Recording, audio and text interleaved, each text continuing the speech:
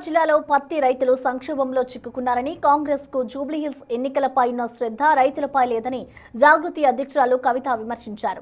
జాగృతి జనంబాట కార్యక్రమంలో భాగంగా ఆమె ఆదిలాబాద్ లో పర్యటించారు. వరంగల్, ఆదిలాబాద్, మహబూబ్ నగర్, ఖమ్మం జిల్లాల పత్తి రైతులు తేమ శాతంతో ఇబ్బందులు పడుతున్నారని, 20 నుంచి 25% వరకు పత్తి తేమ శాతాన్ని పెంచి కొర్రీలు పెట్టకుండా కొనుగోలు చేయాలని ప్రభుత్వాన్ని డిమాండ్ చేశారు. చెనక కోరాట బ్యారేజ్ది చిత్రమైన కథ ఏర్పడిందని, 300 కోట్ల నుంచి 2000 కోట్ల వరకు వ్యయం పెరిగిందని అన్నారు. బ్యారేజ్ బడ్జెట్ ఎందుకు పెరిగిందో బీఆర్ఎస్ నాయకులు చెప్పాలని అన్నారు. బోధ్ రెవెన్యూ డివిజన్ కోసం జాగృత పోరాటం చేస్తుందని అన్నారు. ప్రత్యేక పరిస్థితులు ఉన్నాయి.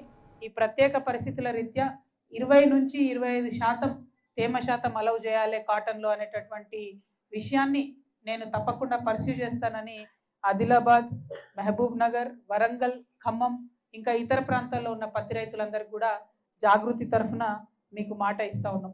అదేవిధంగా చెనాక కొరాట, కుప్టి ఈ 2 పేర్లు ఒక 40 ఏళ్ళకెళ్ళి ఇంటున్నాం తప్పితే ఒక్క అడుగు కూడా ముందుకు పడనటువంటి పరిస్థితి ఉంది.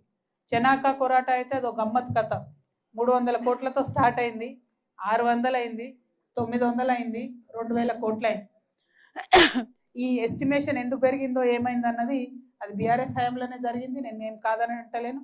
ఎందుకు పెరిగిందో ఏందన్నది మరి బీఆర్ఎస్ ప్రజాప్రతినిధులు ప్రజలకు వివరణ ఇచ్చుకోవాలి. సరే పోనీ 2000 కోట్లు అయింది.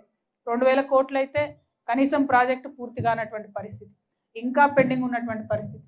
మహారాష్ట్ర సైడ్ 1700 ఎకరాలు ఇంకా ల్యాండ్ అక్విజిషన్ కూడా కానటువంటి పరిస్థితి. మరి ఇప్పుడు రైతులు ఏం చేయాలి? పోనీ అది పెండింగ్ ఉందనుకుందాం.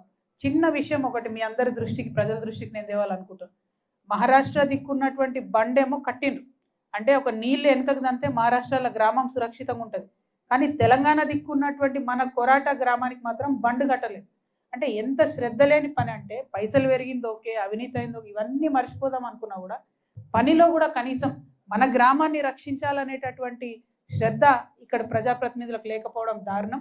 ఆ విషయాలైతే పైన ఉన్నోళ్ళు చూడరు కదా, కింద ఇక్కడ ఉన్నోళ్ళే చూసుకోవాలి, కాంట్రాక్టర్లను పట్టుకోవాలి, ప్రయారిటీ కింద చేయించుకోవాలి. ఆ శ్రద్ధ లేకపోవడం దారుణం. ఇప్పుడు ఉండేటటువంటి ప్రజాప్రతినిధుల్ని నేను చెనాక కొరాట ప్రాజెక్ట్ని తక్షణమే పూర్తి చేయాలని డిమాండ్ చేస్తా ఉన్నా. 50,000 ఎకరాలకు నీళ్ళిచ్చేటటువంటి ఈ ప్రాజెక్టు మరి నిర్లక్ష్యానికి గురి కావడం అన్నది కరెక్ట్ కాదు.